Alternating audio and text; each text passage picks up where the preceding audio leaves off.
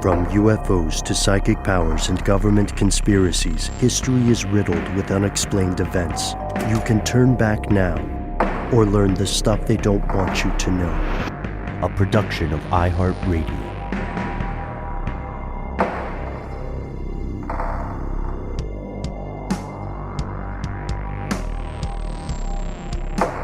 Hello, welcome back to the show. My name is Matt. My name is Noel. They call me Ben. We're joined as always with our super producer, Paul Mission Control Decant. Most importantly, you are here. That makes this the stuff they don't want you to know as we are joining in media res, our exploration of the Ica stones.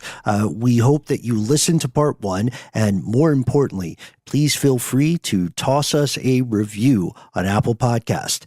Now, back to the show.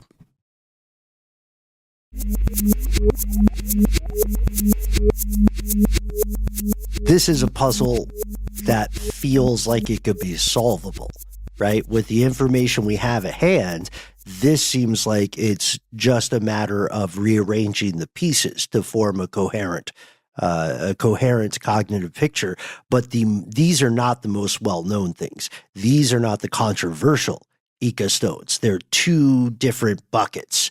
The ones we just talked about, the simplistic stuff, patterns, easily identifiable motifs and styles of depiction, those things are understandable. The controversial things, the things that most of archaeology at large has a problem with today, are they're the ones that have, I don't want to say fanciful, you could interpret them as depicting different species of dinosaur in detail with human-like figures hanging out with them. There are multiple instances of this. There are so many. There are also multiple instances of advanced technology, apparently, and not just like loose interpretations. Someone clearly drew a telescope. Someone clearly multiple times drew a flying machine. It is not up for interpretation. There is no material nor folkloric precedent that would indicate this is a symbol of a god or something. It's clearly somebody saw like a plane of some sort and then popped it into a stone. I see what you're saying. But I mean, you know, you could argue if we are still on the side of like these are authentic, that kind of parallel thinking happens outside of like the ability for technology to create such a thing. You know, someone could be like, we know what technology is. We know how to make a tent. What if we just put that in the sky and like, you know, had it like a sailing ship, but like in the sky with wings like a bird? We certainly have examples of things out of time like that. And I'm reading a Isaac Asimov book from 1950 right now. And I know this is obvious for fans of science fiction, but I'm always blown away by how close they get it in the 50s, like of like what modern civilization looks like and what technology of the future actually looks like. Some of them really get it right, and it blows my mind. And I'm sorry, I just had to bring that up. That's a good point. Oh man, I love it. I love it. I love an Asimov mention. Oh my gosh. I'm reading the Foundation series. I accidentally bought the second one out of sequence and then realized that, and then I ordered the first one, and now I'm starting fresh. But I'm very excited because I'm not going to lie, guys, I haven't read a book in a hot minute. So shout out Harry Seldon. I will report back. Now, guys, we mentioned that some of these stones depict also medical procedures, which is super puzzling in itself. One of the things that you may notice if you're ever researching this stuff is that there tend to be records of usually religious rites, sacrifices, funereal rites when it comes to cutting into a human body. Like you'll see imagery or writing about that, removing things from the body, putting things on the body when you're going through one of these rituals. But rarely do you see a medical procedure or what would be described as a medical procedure in the modern day. What are we seeing here? What a setup. Yeah, there is, for instance, evidence of the practice of trepanation in some ancient cultures, right? Which is, you know, if you've ever had a migraine, you've thought about it. No judgment. So, and we also know people did survive some of those procedures. Not all of them. I'm going to say not all of them. But to your point, Matt, which is excellent setup there, we see that there are things interpreted as depictions of a cesarean operation, right? A C-section, we call it.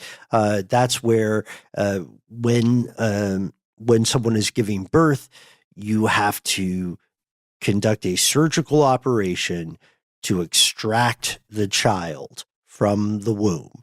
And that happens every day, every evening. And these are modern nights. But in times where infant mortality was much higher, we know that a lot of people died because that technology was not, or that process, that technique was not commonplace. So if the Ica stones, as they appear to, if they indicate that this was common knowledge for some empire, then that is a game changer, because that would show us that this sophisticated medical procedure was discovered and then lost somewhere in the sands of time, which is fascinating and quite possible. Oh, yeah. The modern cesarean section, as we think about it, goes back pretty far to the late 1800s, but still, that if you could pull that off and keep the mother alive and the baby alive in those times with the tools available, at least known to be available, it would be like magic. No antibiotics. I mean, it's great. No germ theory. Anyway, we know that by the time the Spanish Empire arrived and met the Inca Empire, there was not germ theory, right? So that is another question. To recap what we have so far, out in a rural Peruvian cave or series of caves, there appears to be a collection of stones not only functioning as a multi-civilization depiction of history unfamiliar to the modern world, but they also appear to show that human beings interacted with creatures who look a heck of a lot like dinosaurs and possess technology and medical techniques far more sophisticated than anything else we know about during that time. We're setting up a lot of questions, and we're going to get to them. But first things first, how did these stones get discovered in the first place? How do we even know about them today? You know, one thing we didn't mention is that some of the depictions of human-like creatures and dinosaur-like creatures were a little more familiar than just attacking them. Right? Maybe gosh. Yeah. Like maybe some interbreeding of some sort. Yeah, there were giants in those days. The sons of God saw the daughters of man and found them beautiful. Yeah, there's bestiality. Let's just say it. It's the B word. Fun. Mm-hmm. Yeah, but it's only in some of them. Yeah, but it's there. It is undeniably graph. That, you know what? That's one of the ones that's the least open to interpretation. I mean, when you look at if you look at images of them printed, you know, it's like there's a big old blurred out section, you know, like right where the bodies intertwine. Mm-hmm. Yeah. Oh gosh. Oh boy. Yeah, that part's true. And that's actually going back to our statement about the earlier two buckets. That belongs to the more simplistic ones. The people banging animals banging people. That's the more simplistic stuff. That's not like interesting's a word, yeah. Well, no, just the idea of animals banging people. It just there's an implication of agency there. No, but you know, it can be done. Yeah, we know dolphins will just about anything. Yes, yeah, especially if you give them enough LSD. That's right. Story for another day. That actually is out there. We've certainly discussed the works of what is it, Lily? Yeah, and we do know the Triceratops was triple the horny that any other dinosaur was. Sorry, you're welcome. That's very good, man. That's very good. It is known. I backed right into that one. Mm-hmm. Every paleontologist in the audience tonight nodded solemnly. threw up a little in their mouths as well. Sorry, y'all. I'm sorry. No, Triceratops, the horniest of the dinos. So how do we know about these Ica stones today? The story begins, this is weird. The official story begins on May 13th, 1966. It starts with, the story overall starts with two men. There's a farmer in the Ica province in Peru. His name is Basilio Ushuaia. And there's a physician, son of a Spanish aristocrat. His name is Dr. Javier Cabrera Darquea. And according to the doctor, Cabrera, he learns about the stones a little later in life. He has a friend, a photographer, Felix Llosa Romero, who gives him one of these stones as a present for his 42nd birthday.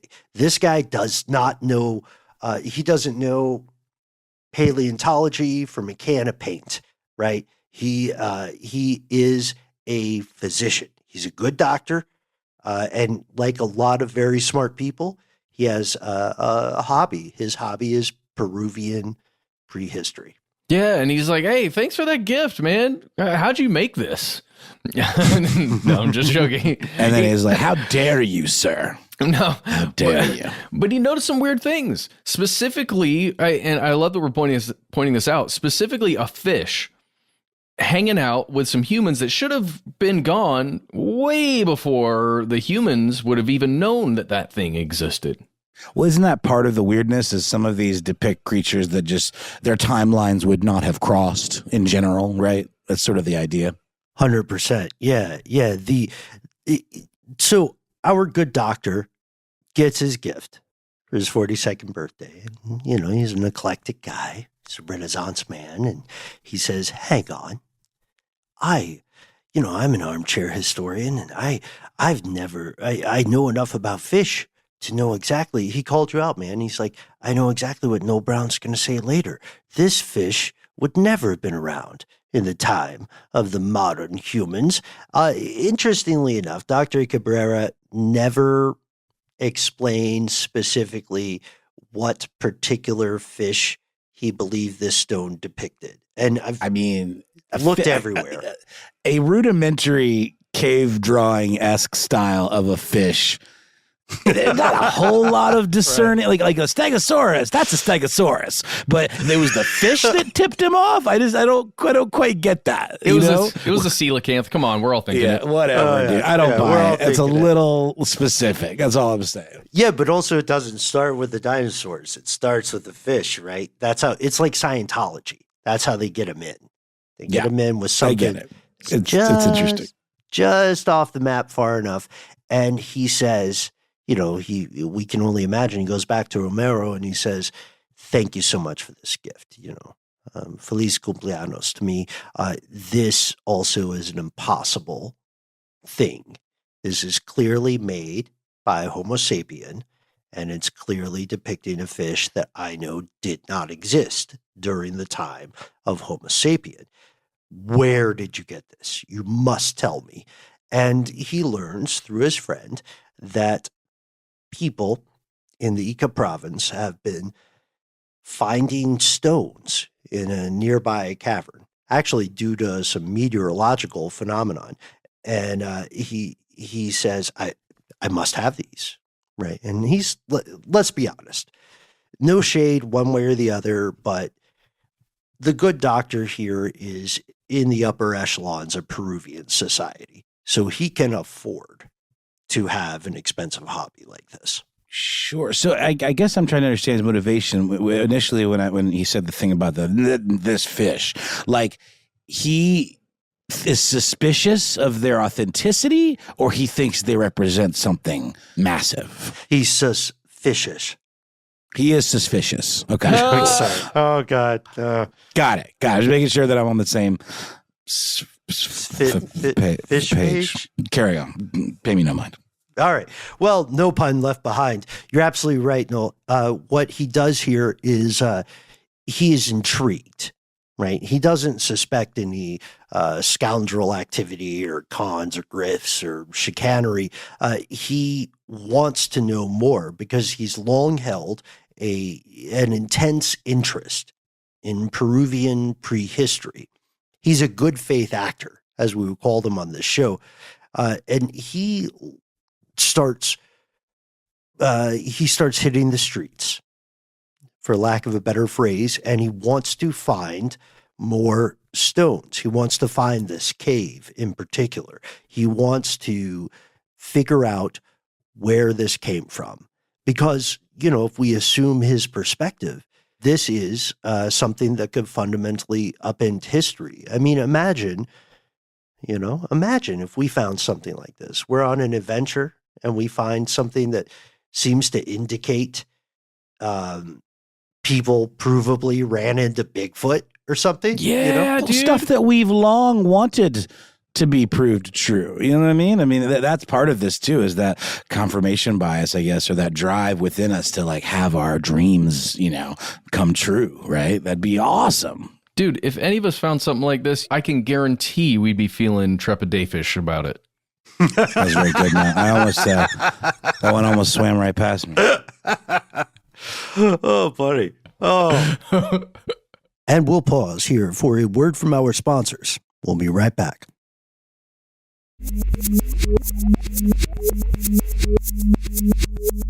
And we have returned not just to the show, but to Peruvian conspiracies. So this guy, Dr. Cabrera, he ends up purchasing more, but the word gets around, and there's a pair of brothers, Carlos and Pablo Soldi, and they hear about his interest, and they approach him, and they say, hey, Doc, we have an interest in pre-Inca art as well.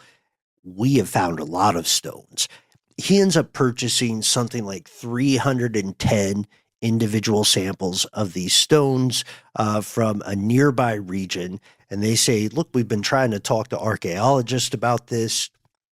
No one's really into it. They think it's boring, or it's honestly not going to help them in their dissertations or whatever.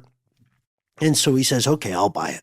And he gets it for a song. He gets it for let's see, this is the mid-1960s. He gets it for the equivalent of 30 pound sterling. So like 30 British pounds. That comes to us from the Fortean Times. So he gets it at a very reasonable rate. And he's still hungry for more stones. So he runs into a farmer, our second character we mentioned earlier, Basilia Ushaya. And this farmer, Basilio, says, hey, look, Doc, I found this huge cache of stones because the Ica River overflowed its banks and it destroyed a nearby agglomeration of soil that exposed a cave. And I have also been trying to get the attention of the Peruvian government. I need the boffins on this. And the doctor says, well, hey, I'm wealthy, I'm smart, I'm interested. Tell me where the cave is. And the farmer says, oh, no. I can't tell you where the cave is, but I will sell you some of these stones. Ooh, that's where things get a little sussy, though, right? Because, let's just come at this from the perspective that these are authentic. Doesn't that make this extra illegal? This type of transaction? Super illegal. Yes. Because, yes. The government, I believe, is very hard on, the theft of Peruvian artifacts, which is what this would be considered. 1,000%. And you would have motive here. It would exist if you were a detective looking at this, in every light possible. You say, oh, this man knows that this particular person is pretty wealthy and willing to purchase something that, he's already purchased, what'd you say, 300 and something, which would be a pretty big windfall if you could sell 300 or maybe even more. Yeah, it's tasty. There's an umami to it, right? So yeah, he says, look, Doc, I can't tell you about the cave, but I can sell these to you because the archaeologist won't pay attention to me. And we can only assume the doctor said, I feel you. I could contact the archaeologist, and the farmer said, "Oh, okay. One step at a time. Let me sell you some stones." Dr. Cabrera ended up buying thousands of these. He had more than, according to some reports, he had more than 10,000, more than 11,000 by the 1970s. And over the years, because these guys had a relationship for more than a decade. Over the years, Basilio produced hundreds of these carved stones, and Cabrera, leveraging his social position, became their greatest promoter.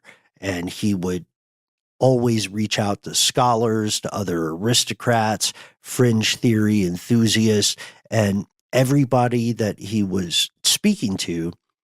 He was less asking them for analysis and more proselytizing toward them and saying these stones are evidence that everything you know is wrong, right? Up is down, right is left, short is long, blah, blah, blah. That's a Weird Al Yankovic reference. I don't think it'll land. We'll keep it. I landed. But he's also calling to religious fundamentalist crowds, calling to creationists. And this gets us to the point where we see that there are easily more than 10,000 stones, as we record this evening, that have been identified as Ica stones.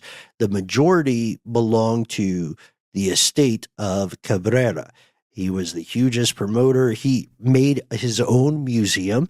Imagine being that well off. You could make your own museum for a thing. Why don't we have a museum? Can we do a museum? I could with magic cards. I could with synthesizers and action figures, but I kind of want to keep them. So maybe after I die, but then I won't be able to use them. You know what? The museum can be hands-on. Yeah. Right? Yeah. Mm-hmm. Like Sidetrack or Furby. There you go. Mm-hmm. The museum he created originally just contained stones he had purchased from those brothers that we mentioned earlier, along with stones from his father's collection. We said he was an aristocrat. His father, Bolivia Cabrera, was from Spain, and his father had also collected stones. Now, this may be something that's familiar to various members of the crowd tonight, but like just a quick personal anecdote. I remember growing up on some family land that was riddled with arrowheads. Did you guys ever do that? Like go digging for arrowheads? Mm-hmm. I did go digging. I don't know that I ever found anything authentic, but it was also easy just to find chipped rocks and just say that's what they were, as with your childlike imagination. That was probably more me. I bet you guys found some real deals though. I tricked myself into believing a lot of like flint-like things were. Did you ever tie it onto a stick and make yourself an improvised bow out of a more bendy stick with a nice piece of twine? I can't say that I did that. I did. Oh, is that unusual? I did, for sure. I don't know. I found some, probably canines or some teeth from small animals that I totally believed were shark teeth back in the day as well. Oh, I thought you were going to say you made them into, you made arrows from them. Arrows from teeth? That's the most metal thing. Yeah. That would be sick. You could put the backwards part forward, with the spiky parts. Yeah. But Cabrera, wasn't he also kind of a bit of a hype man? Like he really wanted to spread the word of these things far and wide. Mm-hmm. And this is where we see the folkloric progression or the evolution, the telephone game of this theory, because he was talking to everybody about this, right? Anyone who would hear him out. In academia, outside of academia, he wanted not even their opinion, certainly not their criticism. He wanted their cosign. And as the word transmitted throughout the globe in different circles, it came to the attention of a guy named Eric von Daniken. Von Daniken, publishes a paperback that I loved when it came out, Chariots of the Gods, ? Little bit of hedging there. He publishes this first in 1969. It becomes an international bestseller, and a deluge of similar books hit the market right after. You know, like when an action blockbuster comes out, then there are inevitably a bunch of it used to be direct to VHS, but now it's like direct to streaming sort of one-offs. What's the name of that? Like the B Studios?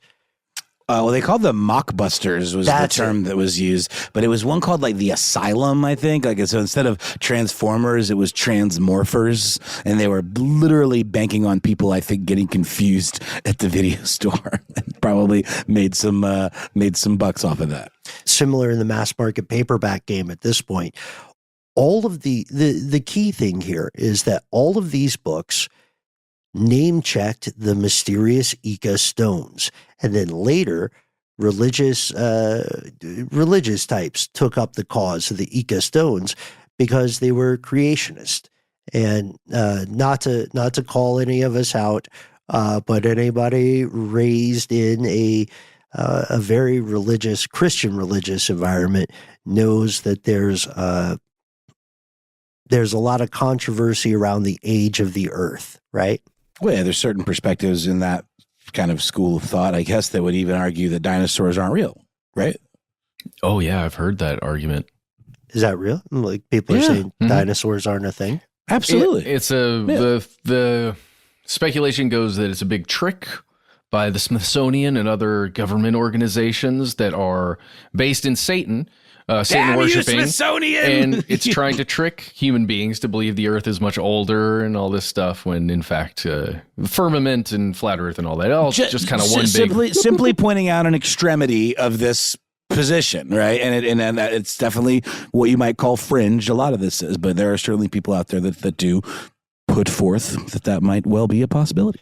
Interesting contradiction, because a lot of the creationists who championed the idea of the Ica stones championed it because it appeared to show dinosaurs and humans living together, which vibed with their idea that humans and dinosaurs both existed in a world that was like 6,000 to 5,000 years old max. Oh, if I'm not mistaken, though, in certain kind of more religious parts of the country where there was controversy around depicting, evolution in textbooks, I believe there were some more creationist leaning versions of textbooks that did express that very same sentiment, Ben. And this was a long time ago. I don't think this is maybe as much of a thing anymore, but I do remember when that was a real controversy. There were teachers in certain schools in certain parts of the world that might have taught such things. Yeah, I had a t-shirt for a long time, guys. You might remember it. It was a great t-shirt. It had a picture of Jesus riding on a raptor, and it was kind of poking fun at some of that stuff. I'm a little embarrassed by it now, but it was one of my favorite shirts. Wait, do you not have that shirt anymore?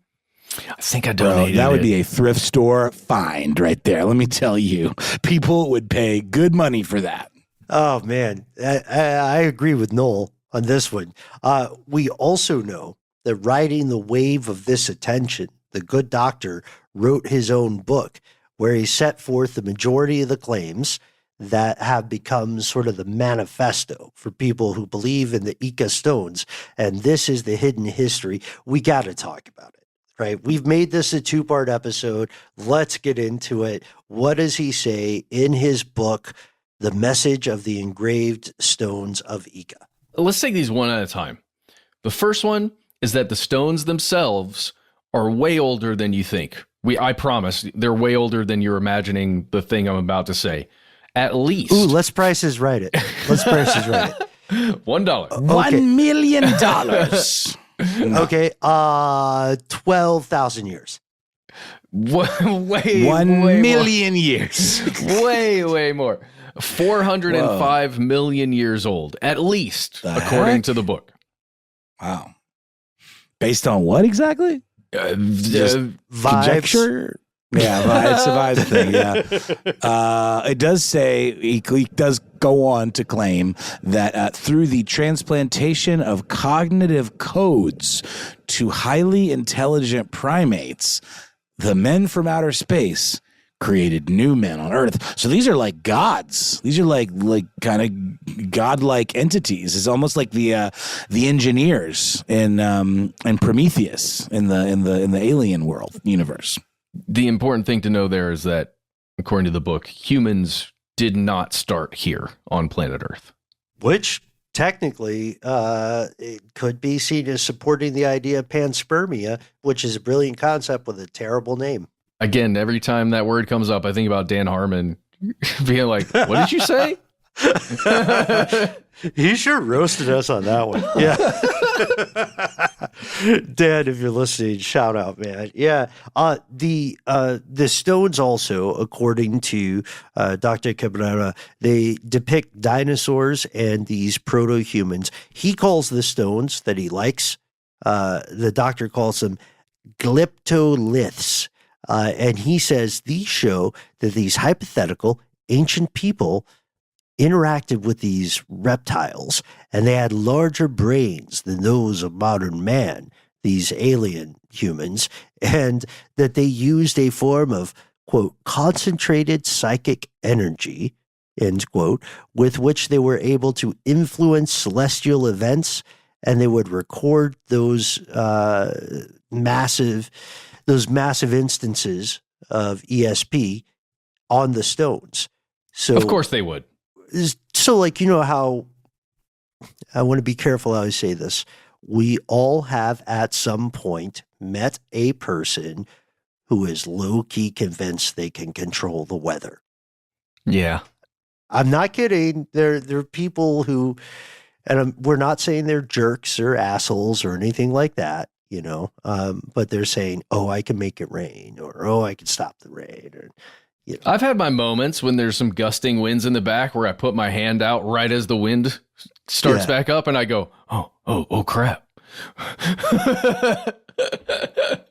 And to explain the science with that, because there is science to that, it's a matter of psychological interpretation of the physical signals. Like, your body will tell you when it's about to rain, or sometimes when the rain's going to stop, things like that. You know, if you want to impress us, if you can control the weather, then show us a video of you making lightning.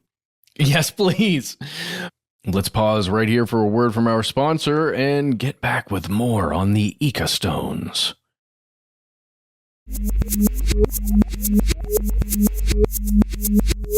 And we're back. Really quickly to jump back in here, the concept that some incredibly psychically powerful civilization, right, man-like creatures could have all of this technology or all of this understanding, could be this advanced, and would choose stones as the medium to record what they do into a historical record into stones. It may sound silly when you first hear it, but it always makes me remember our discussions we've had about what actually sticks around after nature takes over. Oh, 100%. One of those things have something. Yeah. Is stones, stonework, stone carvings, specifically even this kind of carving. Paintings even. I mean, we have so much information from the historical record, not only just in terms of like sedimentary record, but like actual artifacts that were created by stone, because they're just damn resilient. And as we pointed out, these particular types of stones, these volcanic stones, are particularly resilient, which is kind of a feature and a bug in this scenario, at least in terms of the provenance of these things, right? Yeah.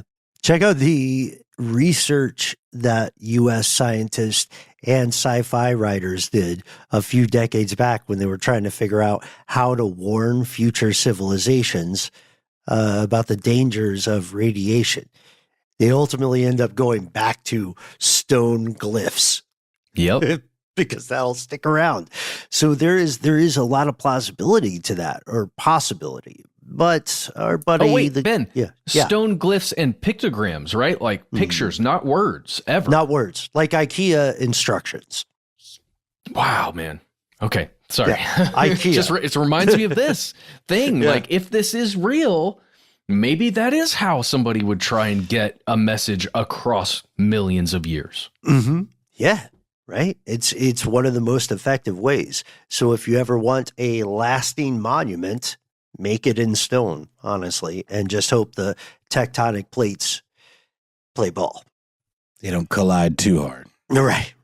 And speaking of when worlds collide, our buddy Dr. Cabrera runs into science fiction, right? He does a lot for future sci-fi writers when he says, furthermore, I believe that some of the machines depicted in these motifs, they look like spacecraft, which to me means they traveled through space without consuming fuel.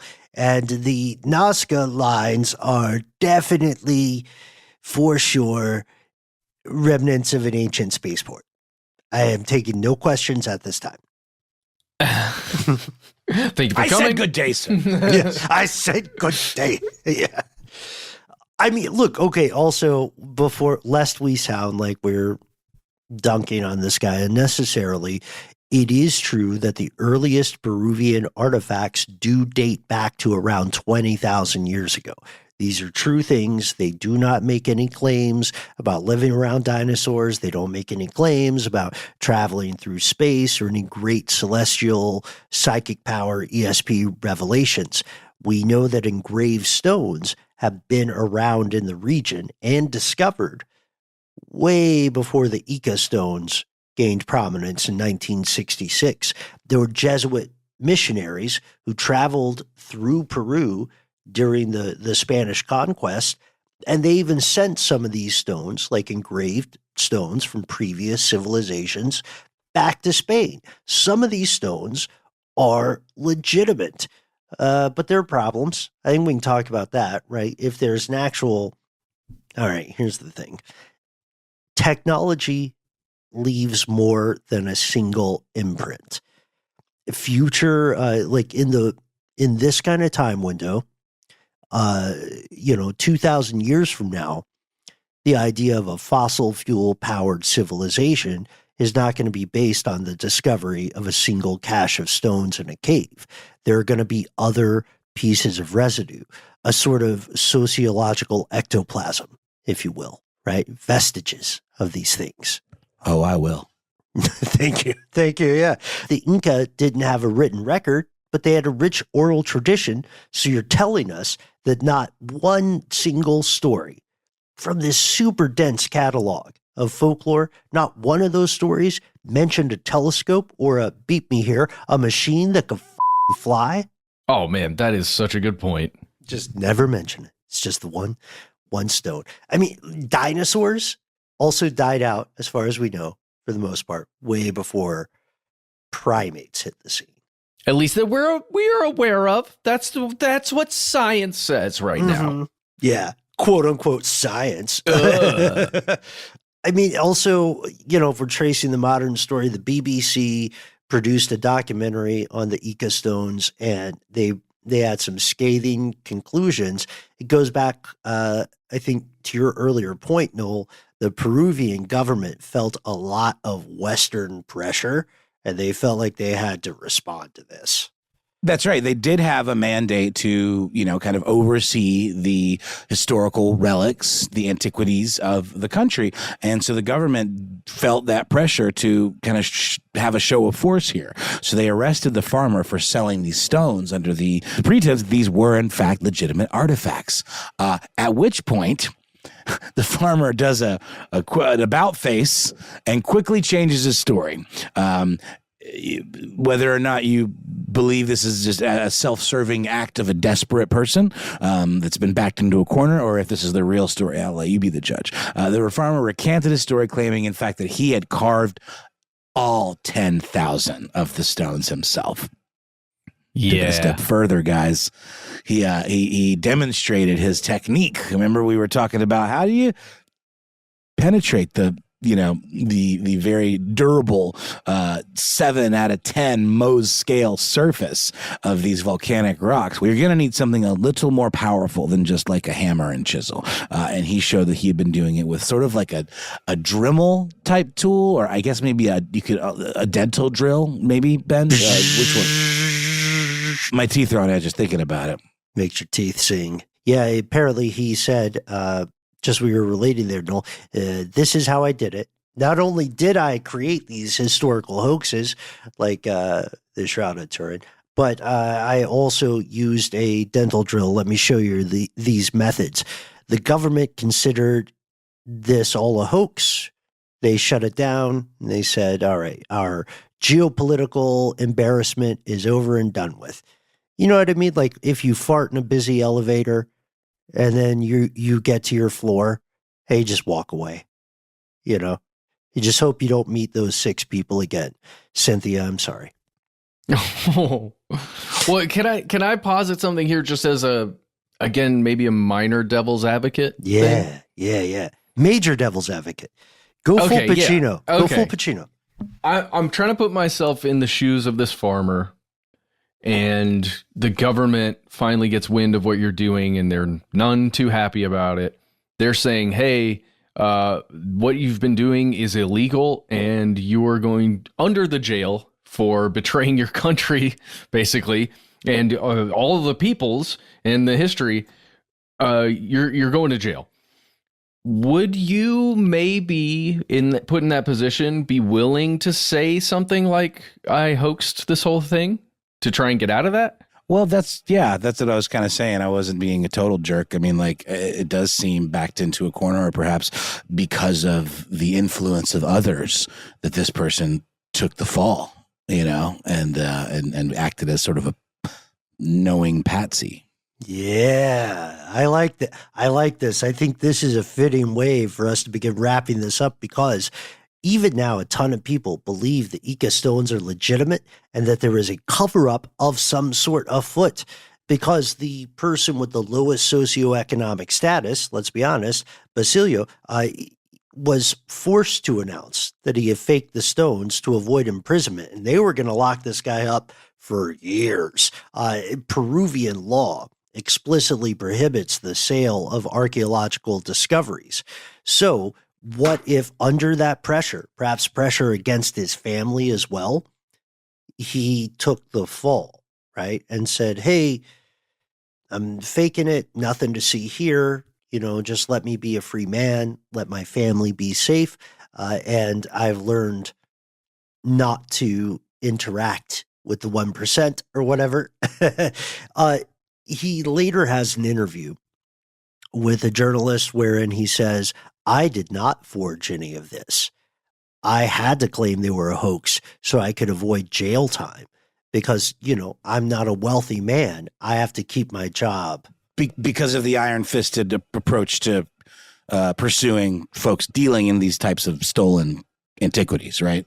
Right. And then we see other ripples in the pond here. There are other folks like archaeologist Alejandro Pezia Eserto, who argue that they have found other stones that are similar, that also have engraved patina, that if they don't purport to show the same things, they show similar things. I think it's really important. That word patina, I think, is very interesting, because if you look at like a raw one of these types of volcanic stones, they're real rough, you know, the outside, and they aren't like this kind of smooth obsidian quality. And if you look at images of these stones, they have that. That's why I brought up a massage stone thing. That's what those look like. They have this sort of patina that has to be carved into. Well, what do you think? Who's full of crap here? Well, some of the stones, this is the thing.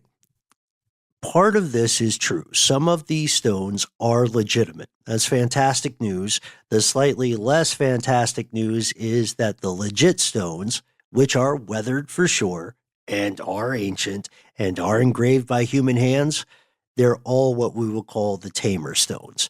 They don't have fanciful depictions of dinosaurs and humans high-fiving, none of the sci-fi stuff.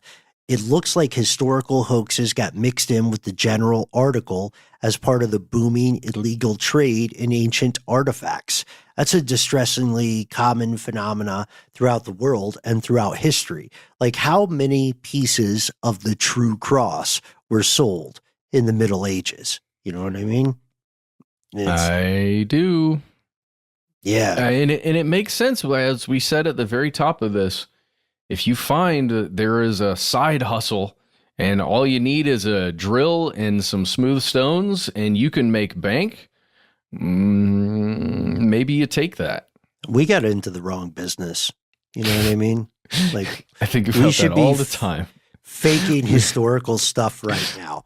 Gosh, in my dreams. Here's the real bullet that hit Kennedy. Too dark? All right, we'll do something. We'll do something different. So this is mostly a hoax, unless we choose to believe Dr. Cabrera and Basilo Uscea, both of whom ultimately maintained that there is something the Peruvian government and perhaps the world doesn't want you to know. Unfortunately, we cannot ask the doctor about his beliefs directly, as he passed away in 2001.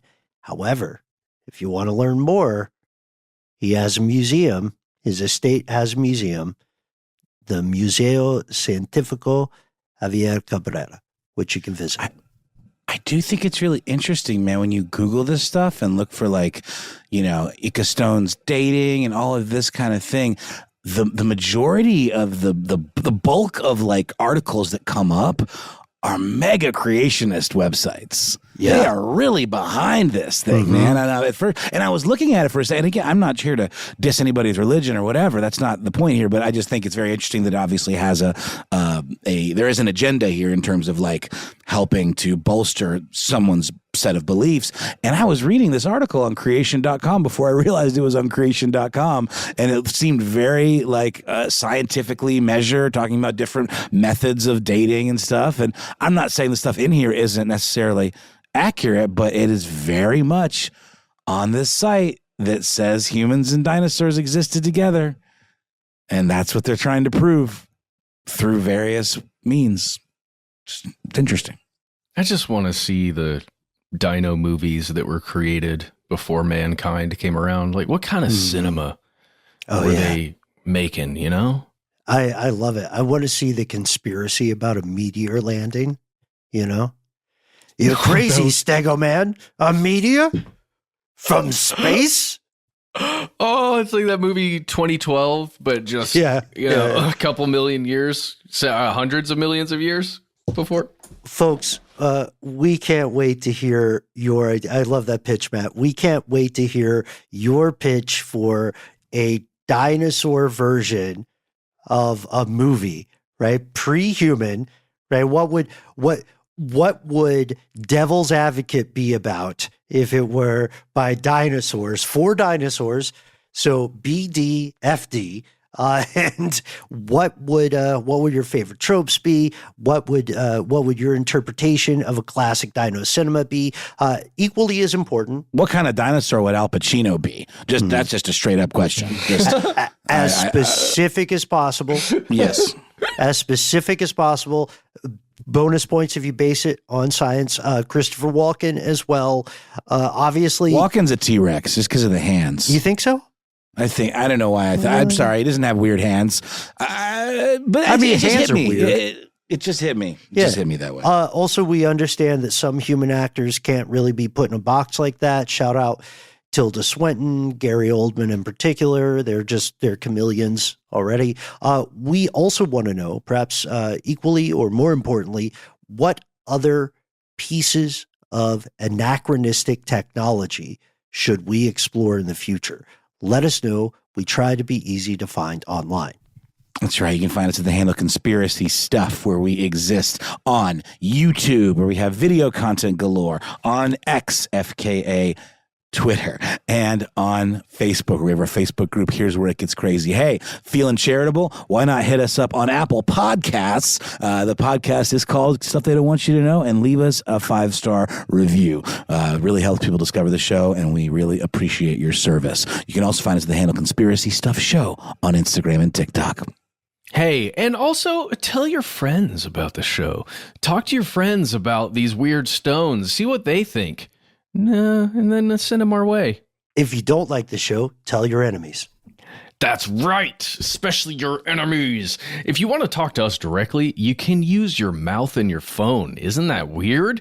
You can call 1-833-STDWYTK. That's our voicemail system. When you call in, give yourself a cool nickname, and then Let us know if we can use your name and message on the air. Then the rest of that 3-minute voicemail is yours. Use it as you'd like. If you've got more to say than can fit in that message, why not instead send us a good old-fashioned email? We are the entities that read every piece of correspondence we receive. Be aware yet unafraid. Sometimes the void writes back. Send us, just like our pal Humorous Harry, your favorite dinosaur jokes. What do you call a dinosaur wearing a cowboy hat and boots? Tyrannosaurus Tex. That's how low the bar is. So impress us, elevate us. Let's journey into the darkness together. Conspiracy at iHeartRadio.com.